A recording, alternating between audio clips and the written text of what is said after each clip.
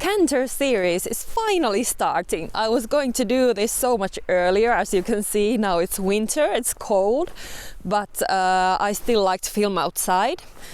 Anyway, we're going to get right into it. So it's going to consist of many episodes. In this first episode, I'm going to give some tips for beginners when you're first starting to canter. And then we're going to look at a little bit how to follow the horse's movement in canter. I have many videos about it already, so I'll just link some down below so you can see them. So in the next episode, we are going to talk about how to pick up canter. And then in the third episode, we're going to talk about some typical problems and mistakes when picking up canter. And then in the fourth episode, we're going to talk about common problems with cantering.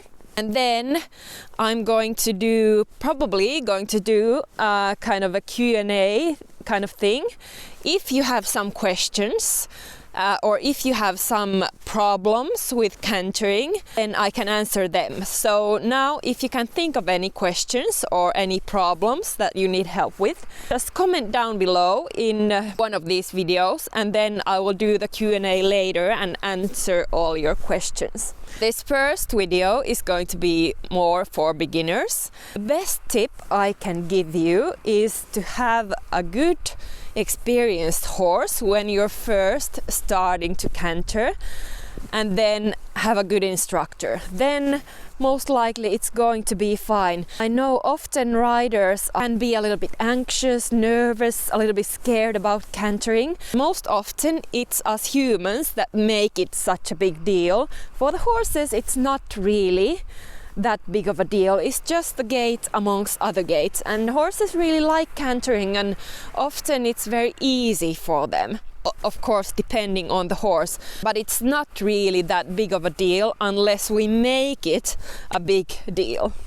But if you have a good experienced horse that's used to beginners, and then they can kind of cope with some mistakes that you're obviously going to make when you're first starting to canter, and then when you have a good instructor to help you, then you're going to get a good experience, and then it's going to be fine and everything will go well, because it's so important to have these good experiences with your first canters. And also one way to learn to canter is have a lesson on the lunge, so that somebody will lunge you, so then you don't have to worry about steering the horse, and your instructor can make the horse canter for you, and then you can just concentrate on sitting and finding that correct movement and feeling in the canter.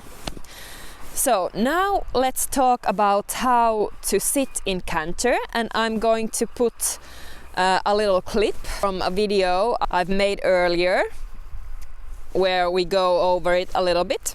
Let's say that I'm cantering to the left. So my left hip is a little bit more forward. And now what's important to understand is that most of the horse's movement we need to absorb from our hips and our pelvis, and also from our knees and our ankles. So all those joints need to be supple. Of course also our upper body needs to be supple, but we don't want too much movement coming from our upper body. That's very typical mistake that I'll show you later. We need our upper body to be more stable, and then absorb the movement from our lower body more. So now if we think about the canter, it's kind of this rolling motion, and you can think that it's kind of like a ball rolling backwards here in your hips. So it's your hips that needs to be supple, and that's where you need to be able to move, to be able to follow the horse's movement. Now let's see what happens if I lock my hips. So now my upper body starts to swing back and forth, and that's actually quite a common mistake that I see a lot. And quite often it's just because our hips, or the rider's hips, are not absorbing the movement correctly. Now we also don't want the movement to translate into our upper body. So let's say I'm cantering again. We don't want this to happen. So we don't want to swing with our pelvis too much either.